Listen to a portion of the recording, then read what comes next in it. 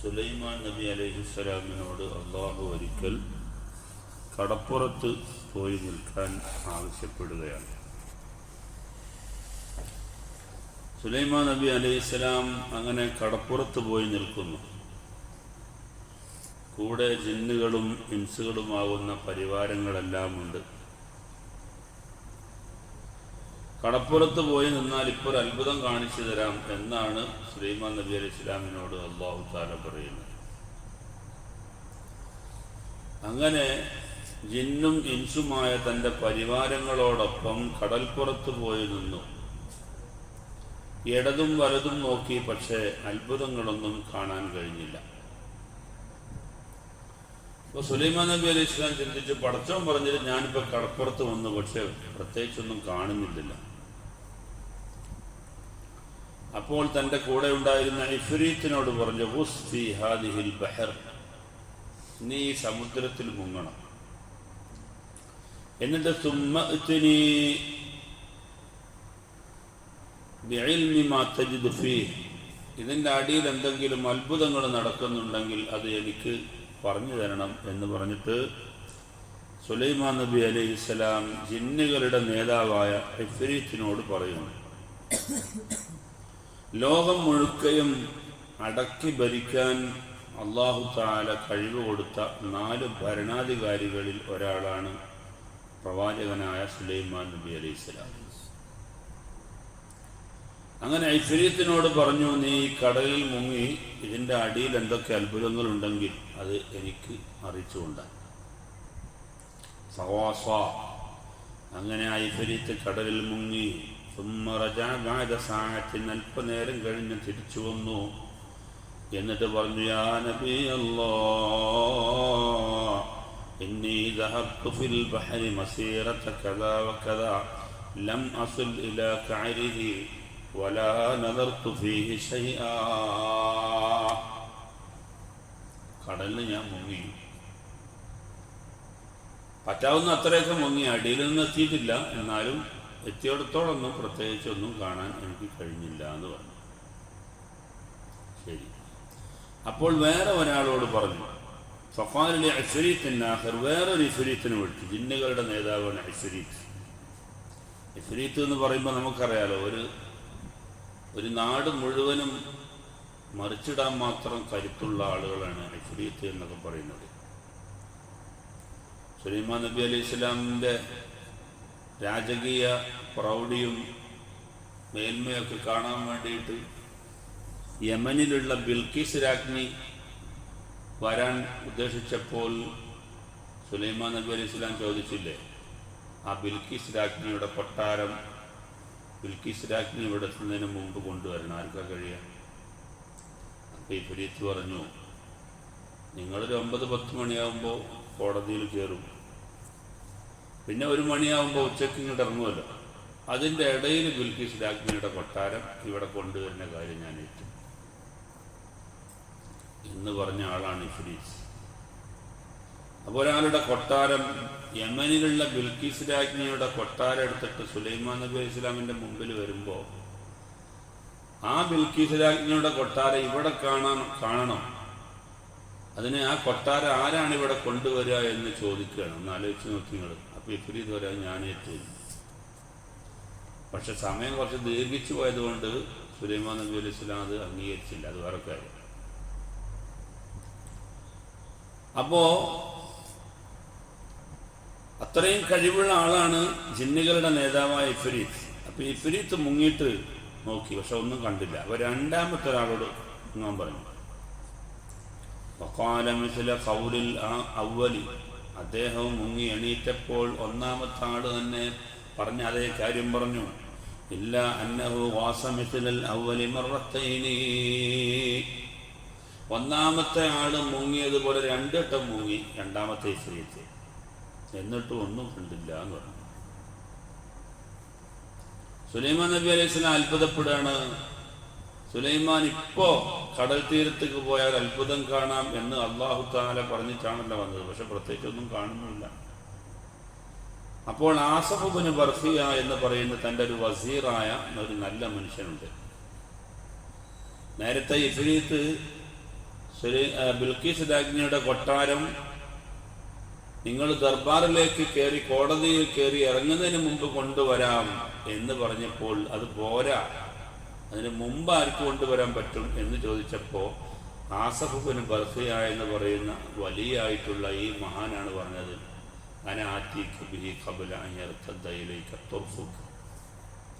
നിങ്ങൾ കണ്ണിങ്ങനെ ചിമ്മി തുറക്കുന്നതിന് മുമ്പായിട്ട് ഞാൻ കൊണ്ടുവരാം. അപ്പൊ ആ ആസഫ് കൂടെ ഉണ്ടായിരുന്നു. അപ്പൊ ആസഫിനോട് പറഞ്ഞു, നിങ്ങൾ മുങ്ങി നോക്കി, എന്തൊക്കെയോ കടലിൽ സംഭവിക്കുന്നുണ്ട്, ഇല്ലെങ്കിൽ അള്ളാഹു തആല ഇപ്പോ ഈ സമയത്ത് അത്ഭുതം കാണിച്ചു തരാന്ന് പറഞ്ഞാൽ ഇങ്ങോട്ട് വരുത്തേണ്ട ആവശ്യമില്ലല്ലോ. അതുകൊണ്ട് നിങ്ങൾ കടലിൽ മുങ്ങണം. ഈ ബഹറിൽ ഇപ്പോൾ സംഭവിച്ചുകൊണ്ടിരിക്കുന്ന വിവരങ്ങൾ എന്താണെന്ന് കൊണ്ടുവരൂ. അപ്പോൾ അദ്ദേഹം ആസിഫ് ബിൻ ബർഖിയ മുങ്ങിയിട്ട് കുറച്ച് സമയമെടുത്തു. പിന്നെ തിരിച്ചു വന്നപ്പോൾ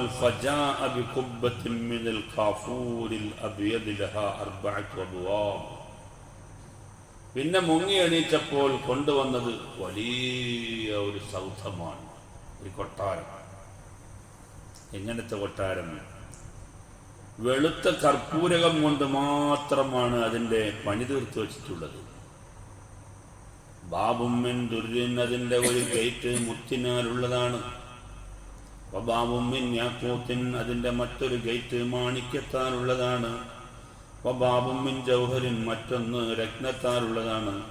വബാബുമ്മിൻ സബർജദിൻ അഖ്ദറ, മറ്റൊന്ന് പച്ചക്കോമേതകത്താലുള്ളതാകുന്നു. എല്ലാം വിലപിടിപ്പുള്ള നല്ല സൗന്ദര്യമുള്ള ഒരു കൊട്ടാരം, ഒരു സൗധം. അത്രയും വലിയ ഒരു കൊട്ടാരം ഏറ്റിപ്പിടിച്ചാണ് ആസിഫ് ബിൻ ബർഖിയ ഇങ്ങനെ സുലൈമാൻ നബി അലൈഹി ഇസ്ലാമിന്റെ മുമ്പിൽ വരുന്നത്. എന്നാൽ വൽ അബ്വാബ് കുല്ലുഹാ മഫ്തൂഹത്തുൻ, കടലിന്റെ ഉള്ളിലുള്ളതായ ഈ കൊട്ടാരത്തിന്റെ വാതിലുകളെല്ലാം തുറക്കപ്പെട്ടിരിക്കുന്നു, തുറന്നു കിടക്കുകയാണ്. വലാ യദ്ഖുലു ഫീഹാ ഖത്റത്തും മിനൽ മാ, ഒരു തുള്ളി വെള്ളം പോലും ആ കൊട്ടാരത്തിന് ഉള്ളിലേക്ക് കയറുന്നില്ല, വാതിലൊക്കെ തുറന്നിട്ടിരിക്കുക. وهي في داخل البحر في مكان عميق مثل مسيرة ما غاص فيه الإفريت الأول 3 مرات.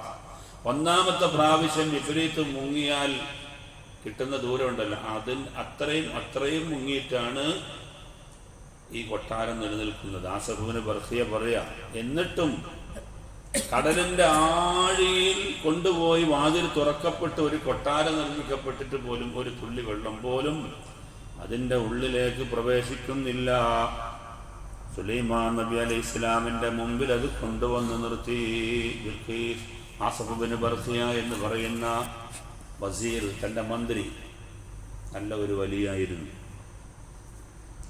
വൈദാ ഫീ വസതിഹാ ശാബുൻ ഹസനു സാബിൻ ഖിയു സിയാബ്, ആ കൊട്ടാരത്തിന്റെ ഉള്ളിൽ ഒരു ചെറുപ്പക്കാരനുണ്ട്, നല്ല യുവാവ്, ശുഭ്രവസ്ത്രധാരിയായ നല്ല സുമുഖനും സുന്ദരനുമായ ഒരു യുവാവ് ആ കൊട്ടാരത്തിന്റെ ഉള്ളിൽ നിലകൊള്ളുന്നു. വഹുവ ഖായിമുൻ യുസല്ലി,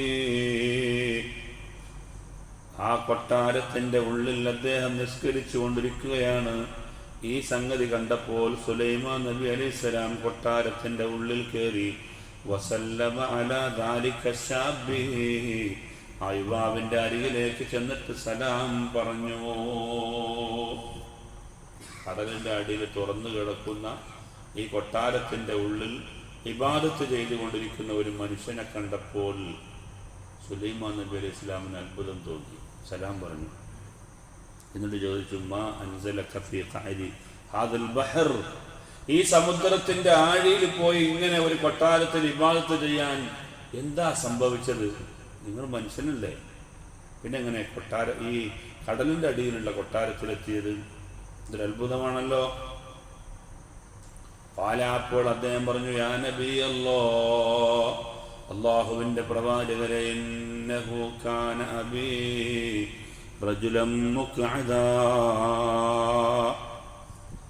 എൻ്റെ പിതാവ് മുടന്തനായ ഒരു മനുഷ്യനായിരുന്നു.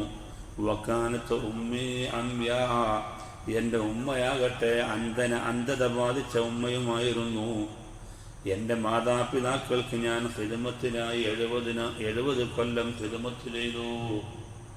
അങ്ങനെ എൻ്റെ ഉമ്മാക്ക് മരണം ആസന്നമായപ്പോൾ ആ സമയത്ത് ഉമ്മ എനിക്ക് വേണ്ടി ദുആ ചെയ്തു, അല്ലാഹുമ്മ അതുൽ ഹയാത ഇബ്നി ഫീ ത്വഅതിക, പടച്ചവനെ എൻ്റെ കുട്ടിക്ക് നിന്റെ ത്വഅത്തിനായി ദീർഘായുസ് കൊടുക്കണേ അല്ലാഹ്.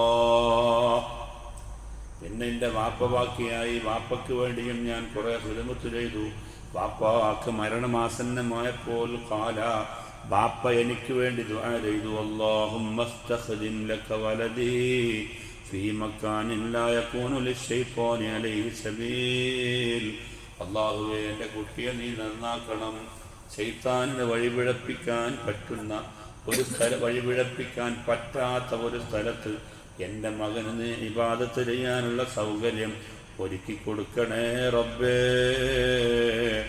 എന്ന് പറഞ്ഞ് എൻ്റെ വാപ്പയും മരണസമയത്ത് ദുആ ചെയ്തു. എൻ്റെ കുട്ടിക്ക് നിന്റെ സുഹൃതം ചെയ്തുകൊണ്ട് ദീർഘായുസ് കൊടുക്കണേ എന്ന് പറഞ്ഞ ഉമ്മയും, ശൈത്താന് വഴിപിഴപ്പിക്കാൻ പറ്റാത്ത ഒരു സ്ഥലത്ത് ഇബാദത്ത് ചെയ്യാൻ എൻ്റെ മോന് നീ അവസരം കൊടുക്കണേ പഠിച്ചവനെന്ന് വാപ്പയും ദുആ ചെയ്തു. അങ്ങനെ അവരൊക്കെ മരണപ്പെട്ടു പോയി. ഒരു നാൾ ഞാൻ ഈ കടലിൻ്റെ തീരത്തേക്ക് വന്നപ്പോൾ ഫനദർതു ഹാദിഹിൽ കുബ്ബത്ത മൗദൂഅത്തൻ, നിങ്ങളിപ്പോൾ കാണുന്ന ഈ കുബ്ബയില്ല നബിയെ, അത് ഞാൻ അന്ന് കണ്ടു. ഇപ്പോൾ ഈ കാണുന്ന ഈ കുബ്ബയില്ലേ, അത് ഞാൻ അന്ന് കണ്ടു. അങ്ങനെ ഫദഖൽതുഹാ ലി അൻദുറ ഹുസ്നിഹാ, ഇതിൻ്റെ ഭംഗി ഇങ്ങനെ കണ്ടപ്പോൾ എന്താ ഇതൊന്ന് നോക്കാലോ എന്ന് വിചാരിച്ച് ഞാൻ അന്ന് ഇതിൻ്റെ ഉള്ളിൽ കയറി. ഫജാ മലക്കും മിനൽ മലായികത്തി, അപ്പോൾ ഒരു മലക്ക് വന്നു. ഫഹ്തമൽ കുബ്ബത്ത, ഈ കുബ്ബയെ അങ്ങ് പൊക്കി. വഅന ഫീഹ, ഞാൻ ഈ വീടിൻ്റെ ഉള്ളിലുണ്ട്. എന്നിട്ട് വൻസലനി ഫീ ഖഅരി ഹാദൽ ബഹരി, ആ കുബ്ബ എടുത്തിട്ട്, ഈ സൗദം എടുത്തിട്ട്, ഈ മാളിക എടുത്തിട്ട് കടലിലേക്ക് ഒരൊറ്റ മുങ്ങലായിരുന്നു. ഖാല സുലൈമാനു, സുലൈമാൻ നബി അലൈഹിസ്സലാം ചോദിച്ചു, ഫീ അയ്യി സമാനിൻ കുൻത അതൈത ഹാദൽ സാഹിലി, നീ ഈ തീരത്തേക്ക് വന്നു എന്ന് പറയുന്നുണ്ടല്ലോ, അത് ഏത് സമയത്തായിരുന്നു? ഖാല, അപ്പോൾ അദ്ദേഹം പറഞ്ഞു, ഫീ സമാനി ഇബ്രാഹിം അൽ ഖലീൽ, ഇബ്രാഹിം നബി അലൈഹിസ്സലാമിൻ്റെ കാലത്താണ്. ഫനദറ സുലൈമാനു അലൈഹിസ്സലാം ഫി താരീഖി, താരീഖിനെ കുറിച്ച്, ചരിത്രത്തെക്കുറിച്ച് സുലൈമാൻ നബി ചിന്തിച്ചു നോക്കിയപ്പോൾ ഫഇദൻ ലഹു അൽഫാ സനത്തിൻ വഅർബഅമിഅത്തി സന, 2400 വർഷമായി. 2400 വർഷം എന്ന ആയുസ് പിന്നിട്ട ഒരാളാണ് ഈ കാണുന്നത്. ബഹുവ ശാപ്പുൻ ലാ ശൈബത്ത ഫീ, ഇപ്പോൾ യുവാവായി നിൽക്കുന്നു, ഒരൊറ്റ മുടി പോലും നരച്ചിട്ടില്ല. അപ്പൊ എൻ്റെ മാതാവും എൻ്റെ പിതാവും ദുആ ചെയ്തതിൻ്റെ ഫലമായിട്ടാണ് ഞാൻ ഇപ്പോഴും ഒരു യുവാവായി ഒരു കടലിൻ്റെ അടിയിൽ വന്ന് ഇബാദത്ത് ചെയ്യുന്ന ഒരു സാഹചര്യം എനിക്കുണ്ടായത്.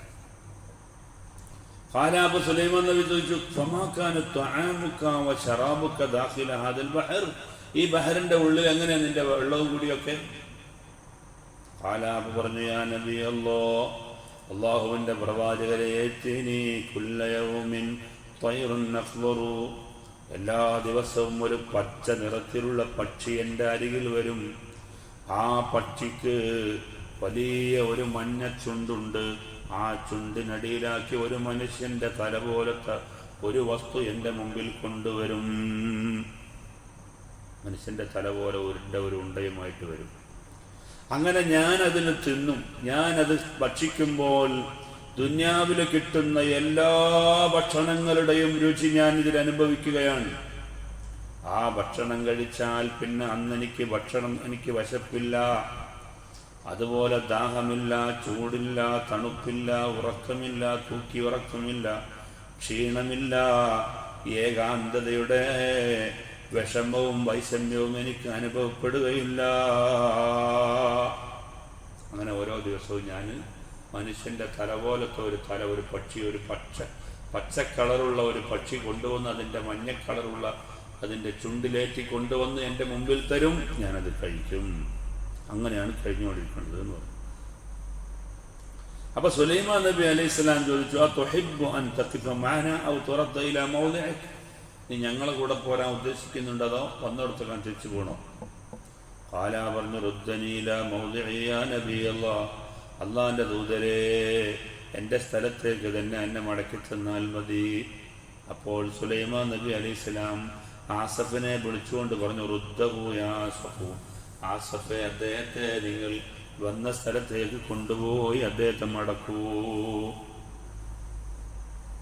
അങ്ങനെ ആസഫ് ഇബ്നു ബർഖിയ ആ കൊട്ടാരവുമേറ്റി കടലിൻ്റെ ആഴിയിലേക്ക് തന്നെ തിരിച്ചുപോയി.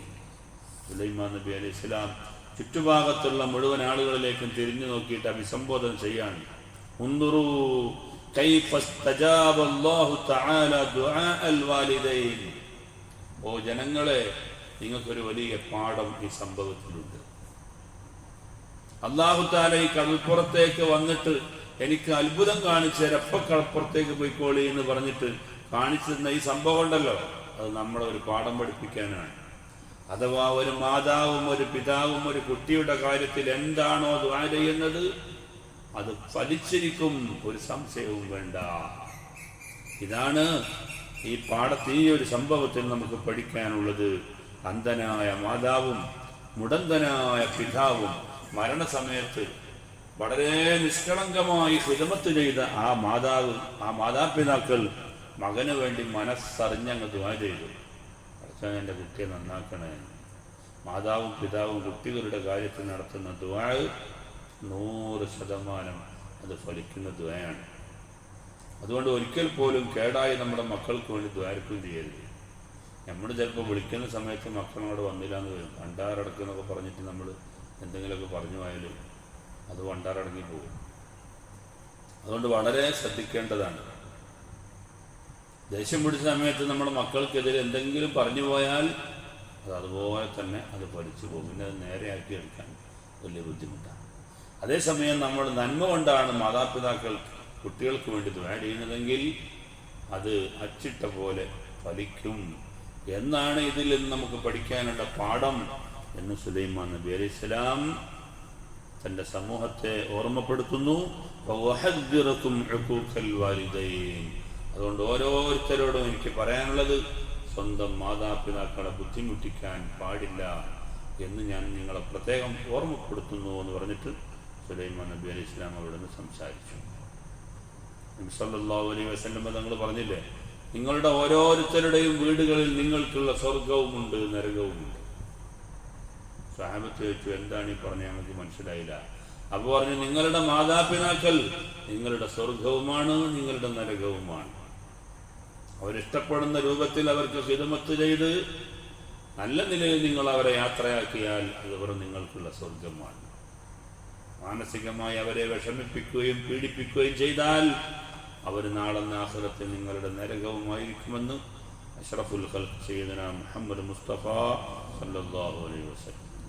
അല്ലാഹു തആല മാതാപിതാക്കളുടെ പൊരുത്തം വാങ്ങുന്ന മക്കൾ നമ്മയൊക്കെ അല്ലാഹു തആല ഉൾപ്പെടുത്തുമാറാവട്ടെ.